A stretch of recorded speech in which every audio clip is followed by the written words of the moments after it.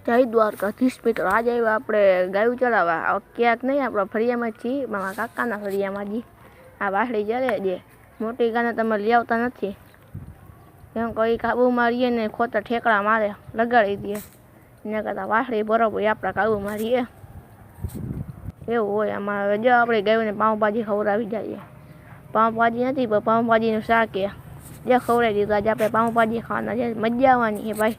તમે ખાતા હોય તો કહેજો, ભાવે તો આવી લાવજો અમારા ઘરે. જો ખાય એને મજા પડાવી દીધી આજ તો.